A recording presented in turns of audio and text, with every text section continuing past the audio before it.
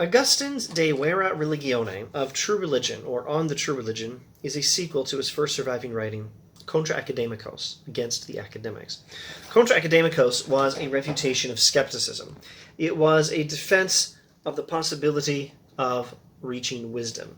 Its goal was to show Romanianus, Augustine's old friend and patron, that we don't need to despair of ever being able to find wisdom. Now that required refuting some philosophers known as the academics. This was a skeptical philosophical tradition to which the great Roman philosopher Cicero had himself declared his allegiance.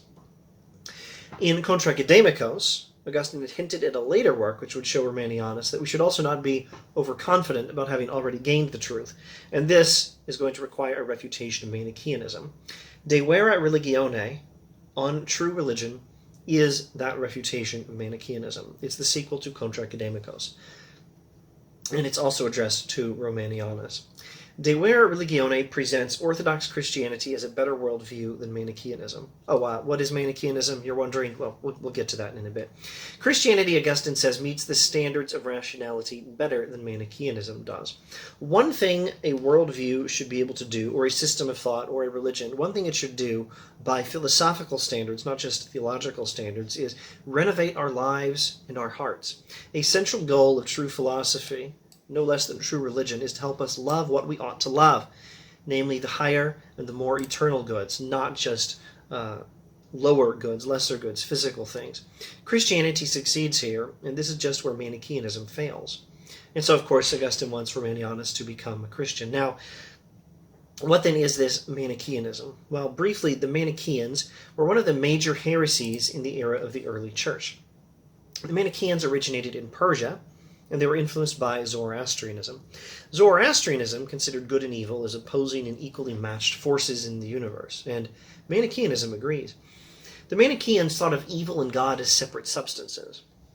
There's an evil, material, physical substance, and there's God who's not physical and is good. In fact, the evil substance is identified with the creator God of the Old Testament. So, in a sense, they're both gods. There's the good God, and then there's the bad God, the evil God. And the evil God, in Manichaean thought, was the creator God of the Old Testament who bound us in matter. And the good God sent Jesus to liberate us from the control of matter. Vera Religione defends Christianity in several ways, particularly as being a better religion than Manichaeanism. And along the way, Augustine does what he always does. He presents a theology of desire. He argues that Orthodox Christianity is the right way to wisdom and the good life.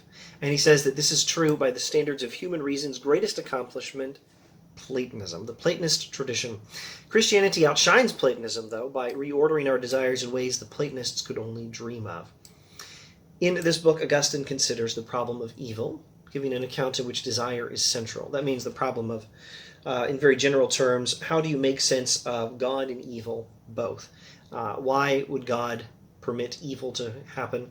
Or how is it possible for God and evil both to exist? And Augustine's answer to that particular formulation is actually evil does not exist. The Manichaeans thought that evil was a thing, a substance that existed in opposition to good, and they thought God's power to resist evil was limited. Augustine explains where evil really comes from. It comes from the misuse of free will, and it's not a thing in itself. It's not a substance or a nature or reality. It's a perversion and a corruption of reality. Desire is an aspect of the free will which was meant to seek God, which sins by pursuing created things, in particular physical things, instead, and is redeemed and redirected to God not by the reasoning and the virtues of the philosophers, but by the grace and the mercy and the incarnation of Jesus Christ and by the practices of the Christian church. Augustine considers the question how we, another thing he does in this book, how we, if we lack knowledge of God, might be able to recognize an authority who has it, and how that authority might be able to communicate with us. And he explains that God has given us miracles as a sign that the truth lies with the universal church. That's the Catholic Church, the Orthodox Church, lowercase o,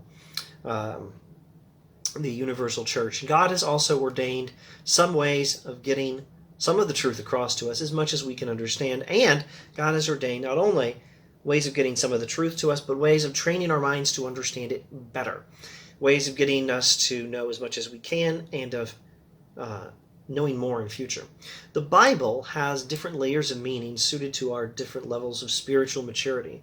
There are basic, more simple historical lessons, but the Bible also has deeper, hidden, more spiritual lessons. And in this book, Augustine, very interestingly, leads his readers through a philosophical ascent up towards immaterial reality, aimed at helping us know God and ourselves and love God and our neighbor.